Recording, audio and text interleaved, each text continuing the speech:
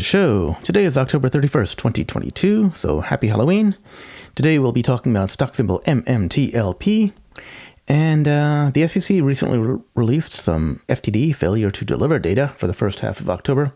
We'll also be talking about some new drill permits.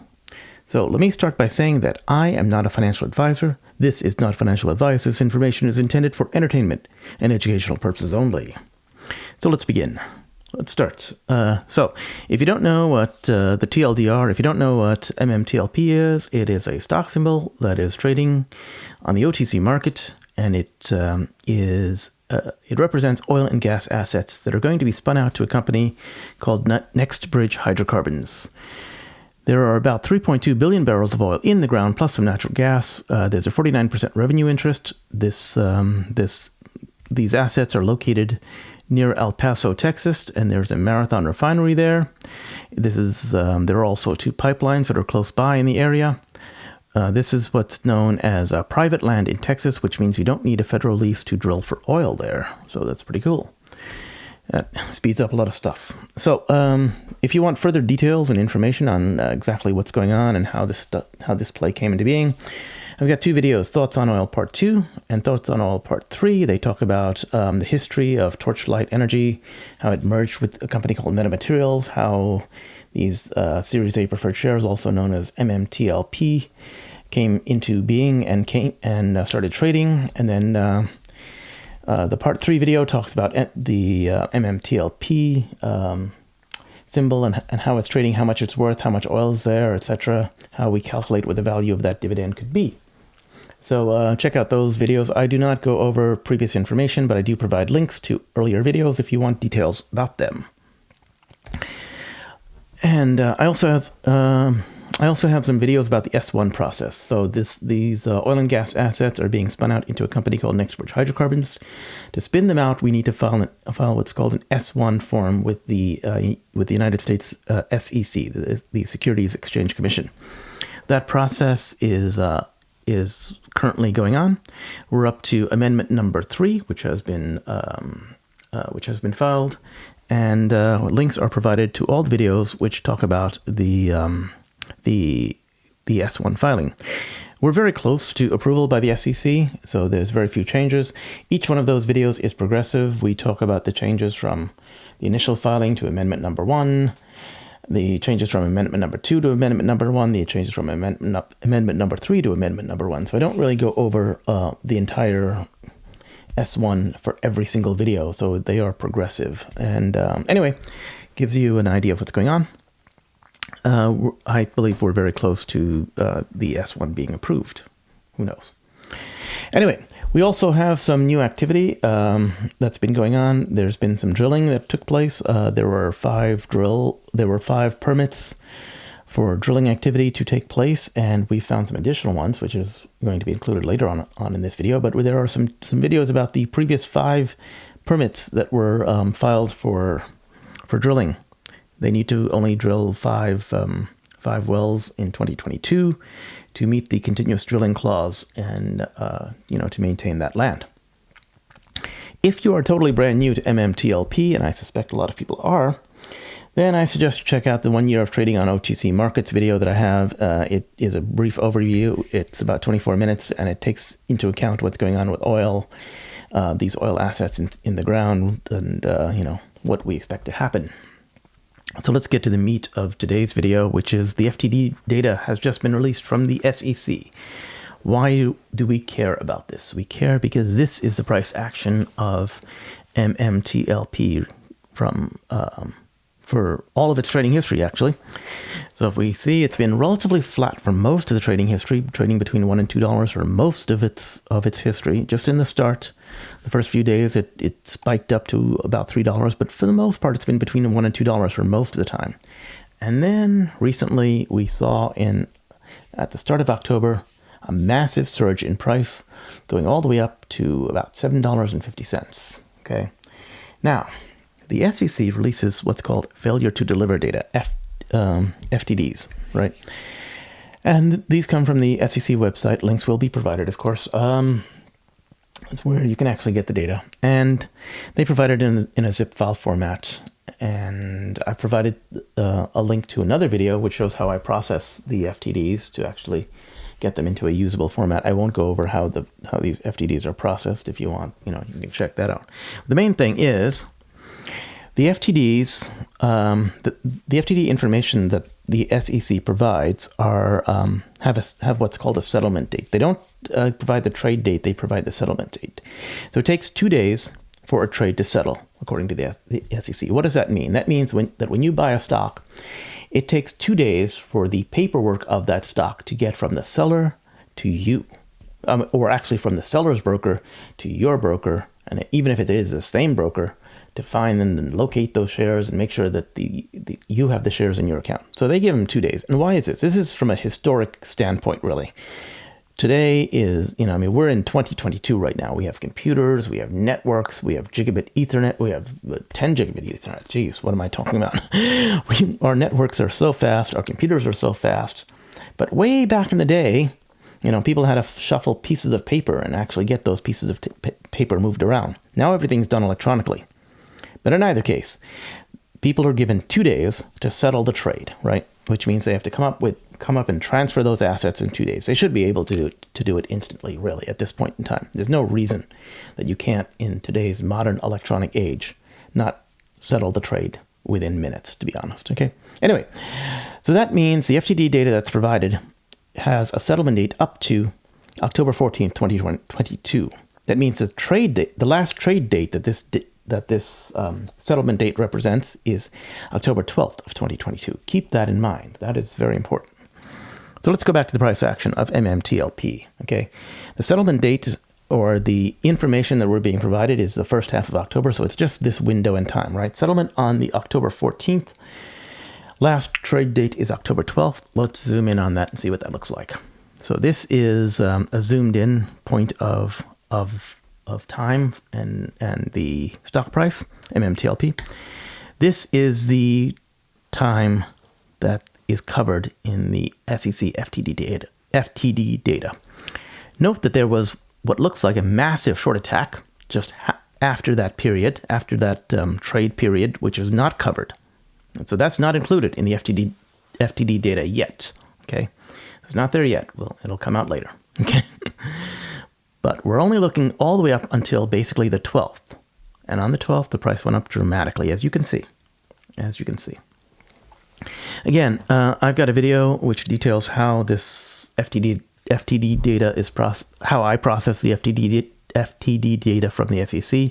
I won't go over that in detail. If you want, you can check out that video. Its links are provided, etc. But this is what I found. Okay.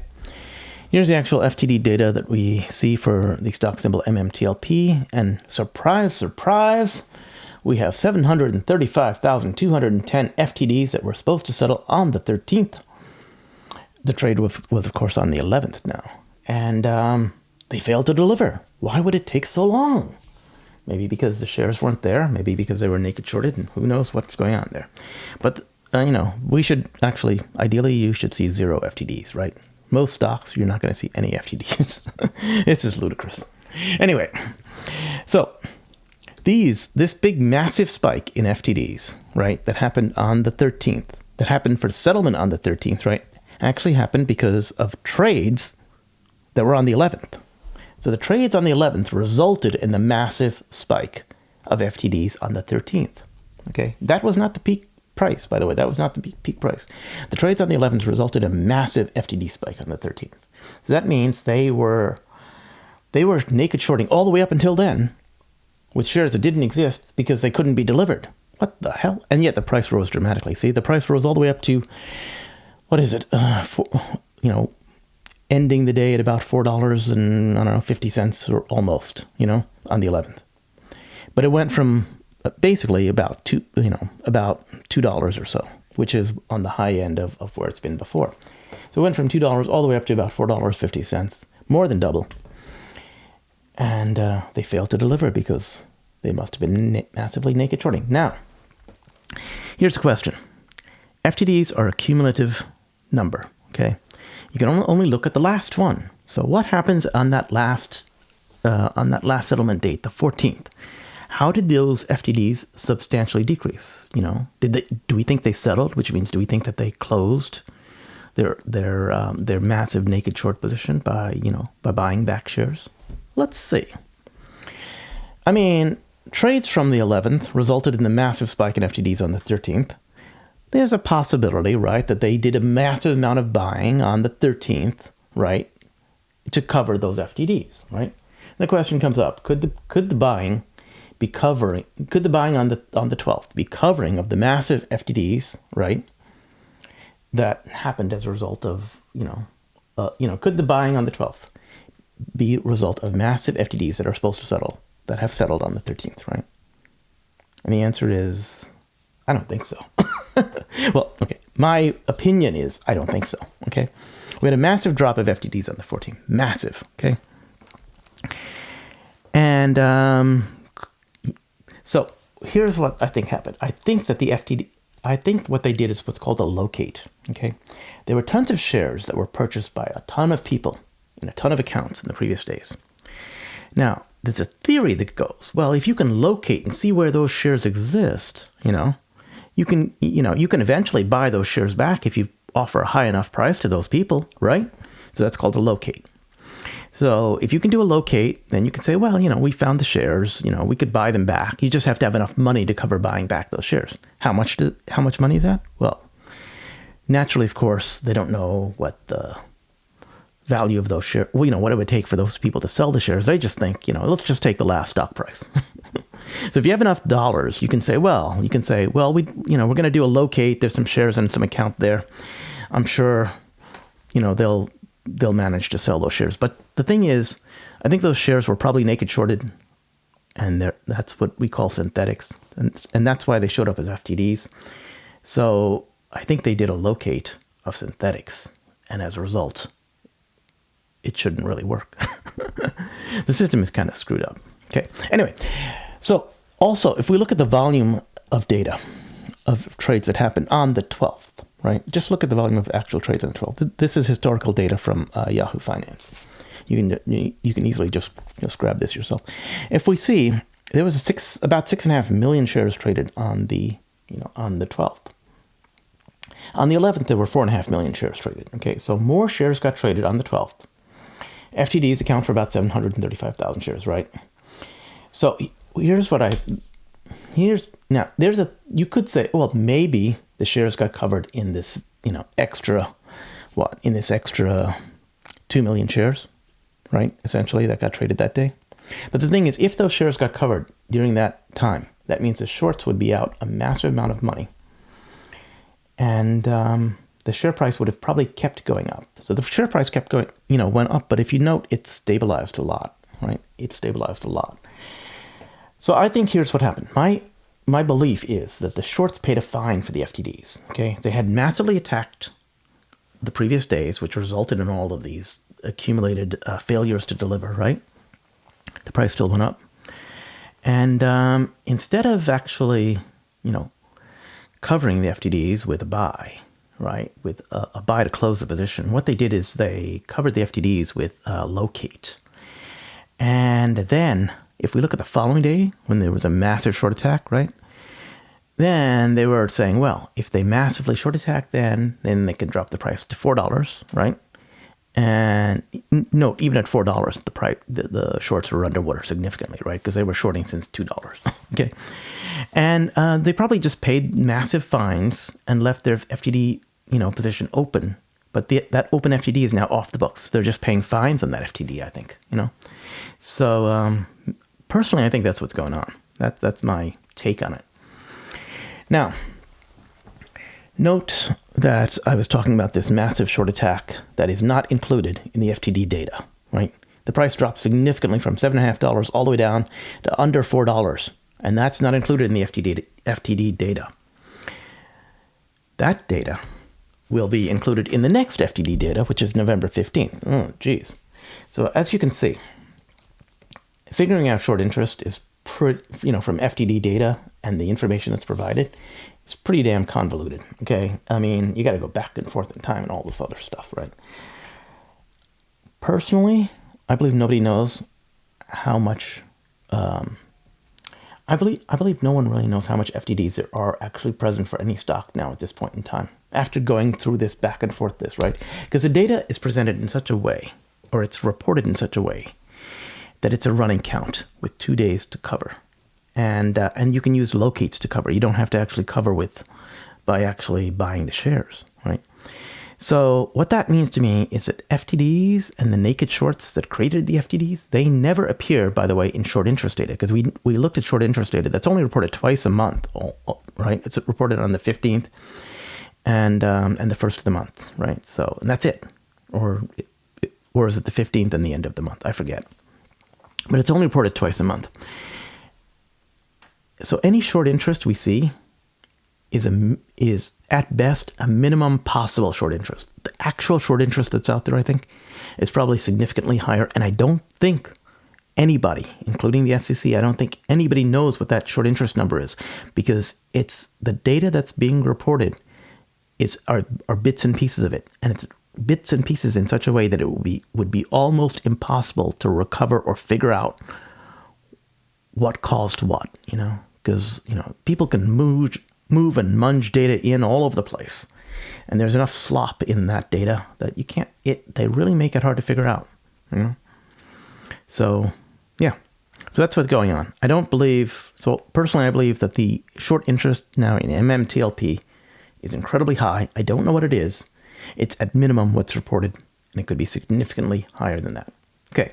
Now, let's go on about drill permits. Now, drill permits were found by CPLANT. So thank you, CPLANT. The trend is your friend. He tweeted this on Twitter, naturally, of course, and he said, hey, we got 2 new wells, Cactus A35 number 2 and University A39 number 2. Okay, that means we're up to 7. We've got 7 drilling permits total. This information was reported on Friday, I think, or something like that, Thursday, Friday. So it's a few days old, but I haven't made a video since then, so it's good to know about. If you haven't heard about it, this is just me giving you a quick update. But anyway, we have 7 new drilling permits. You only need 5 in 2022 to maintain compliance with the continuous drilling clause. So they're drilling 2 more, okay? And if we look at the actual drilling, they're in locations that we've drilled before at. They're doing some more drilling there, okay? So that's kind of interesting, okay? So the natural question that people have, of course, is, where are the dollars behind those numbers? Who's providing the funding for that? Could it be a buyer? Could it be a partner? Could it be someone who's loaning them the money with the expectation that they're going to wind up, buying the land or something like that?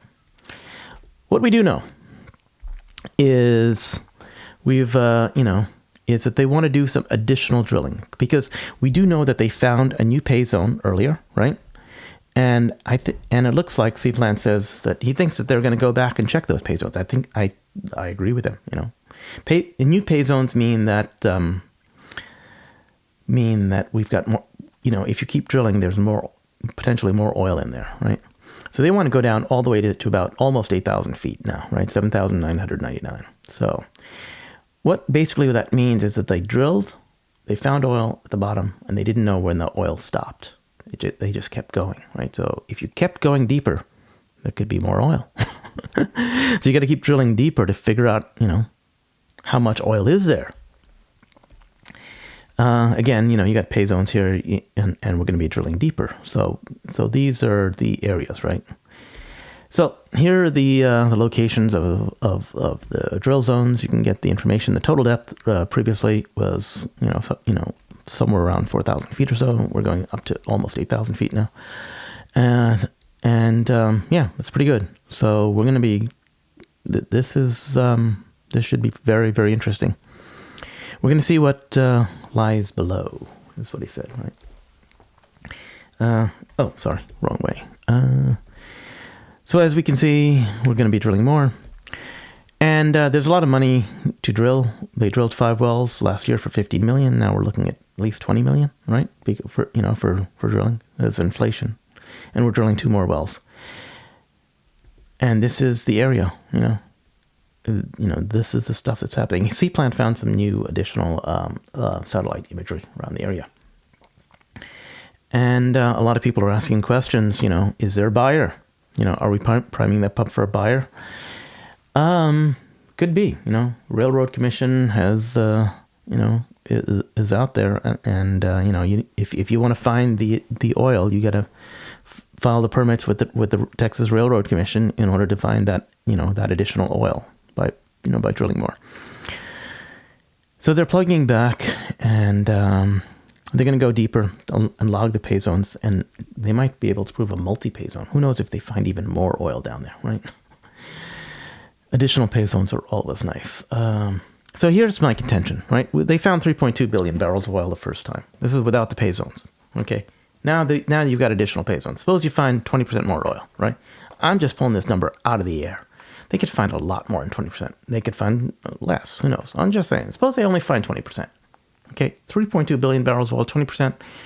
Add that would be about, that would bring you to about 3.8 billion barrels. Let's say they find 4 billion barrels, right? You've all seen this chart. I won't go over how this chart is made, but basically it takes the amount of oil in the ground and the dollars per barrel for oil, and try to calculate what the estimated value of the dividend for MMTLP would be in a non-taxable, i.e. stock swap event, right? And what the value of that stock swap might be. So, as you saw, at $90 per barrel oil, which is where we're basically around around the 1 year average, you're paying, you're looking at a payout that's worth about $56.47, about $56, almost $60. Let's just say that's with that's with all the math taken into account. That's 3.2 billion barrels of oil. Suppose you made it 4. Here's what happens when you make it 4, right? 3.2, 4. Goes up, of course. 3.2, 4. 3.2, 4. You got 4 billion barrels of oil. And, oh, geez, this is really nice. So 4 billion barrels of oil in the ground, $90 per barrel. We're talking $70.59, potentially, right? That's a fundamental value, okay? This is the range that I think is interesting right now at 3.2 billion barrels that we're in, between the 85 to $120 range. This is the same range. We're looking between $60. We're between the $85 and $120 per barrel oil range. We're looking between $65 to $109 in value per share, right? Previously, in that $85 to $120 range, we're looking at a value of $56 to $87. Now we're looking at a value of between $64 to $109. Pretty nice, I think. Anyway, hello. One last quick statement. As you know, we are currently waiting for the S1 to be approved by the SEC, and when that happens, all shorts must close out their positions. This will be done by the broker, most likely, for the shorts, because they will probably not be willing to do it themselves. But we'll see. Anyway, we've recently seen the price run up to about $6.85 from about $1.50 or so. This represents something like a 5x gain almost. Could we see another 5x gain? Word is getting out, by the way, about MMTLP and the short squeeze potential of this. If there's a short squeeze, of course, it could go a hell of a lot higher than the fundamental values that we were talking about. Don't forget, fundamentally, we were talking about $60 when we were talking about maybe $70. But now, if it squeezes, then it can go significantly higher, right? We all know that. Word is getting out, so a lot of more people are getting involved in the stock. We see over here, for instance, that there's 8,600 views on this article that was published yesterday. Yeah, so in one day, we've got 8,000 views here. There might be some more views coming up. They published 2 previous articles, which got about 27,000 views each, I believe, or something. 27,000 views total. So more people are becoming more and more aware of it. And again, I'm Market Moves. See you on the moon. And my name's Tony. So goodbye. This is not financial advice. I'm not a financial advisor. This information is intended for entertainment and educational purposes only.